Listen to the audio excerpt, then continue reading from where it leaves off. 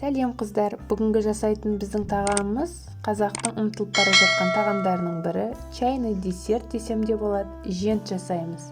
Бізге керек заттар: талқан, сары май 82%, сгущенка, топленое печенье, мейіз. Ең бірінші майымызды жақсылап тұрып ертіп аламыз. Осындай сұйықтық болу қажет. Енді печеньемізді блендерге салып, жақсылап түйіршік қалмайтындай қылып үгітеміз.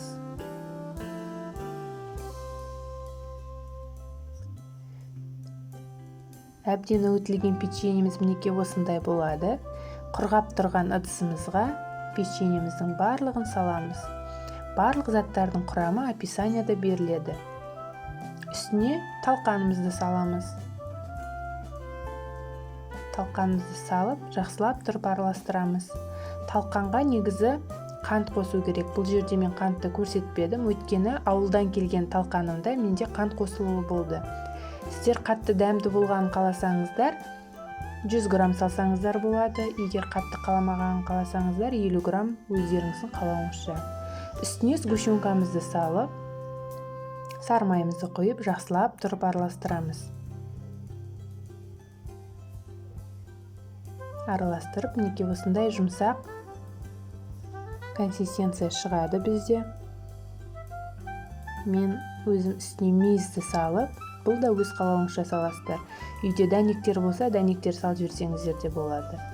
Жақсылап тұрып араластырамыз. Біздің жентіміз қазір ыстық, жылы болып тұр. Ыстық кезінде форма жасаған өте ыңғайлы болады. Және де мен негізі көз мөлшерімен салсаңыздар болады, бірақ мен граммнан бәрі бір қалыпты болу үшін 10 грамм қылып осындай дөңгелек шариктер жасаймын.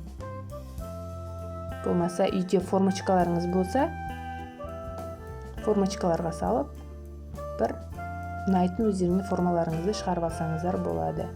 Немесе кокосовый стружкаға ыстықтай түрінде салып алсаңыздар болады. Рафаэлло түрі шығады.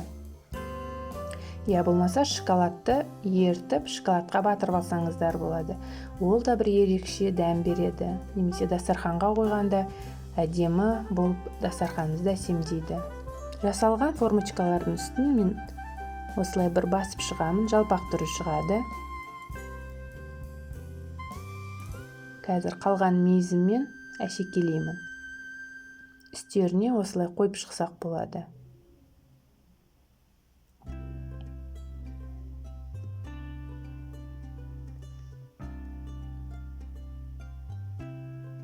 Кішкене қалған дәнектерімді себелеймін.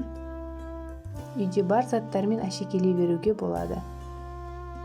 Менде қолымда бар заттар осы кішкене дәнек пен мейіз болғандықтан осылай әсемдеуді дұрыс көрдім. Неке осындай әдемі біздің женттеріміз шықты. Жегенде өте жұмсақ. Тоңазытқышта бір ай шамасында ұстасаңыздар болады. Чайға өте дәмді тіске басарлардың бірі. Менің каналыма лайк басып тіркелуді ұмытпаңыздар. Келесі видеоны күтіңіздер. Келесі кездескенше сау болыңыздар.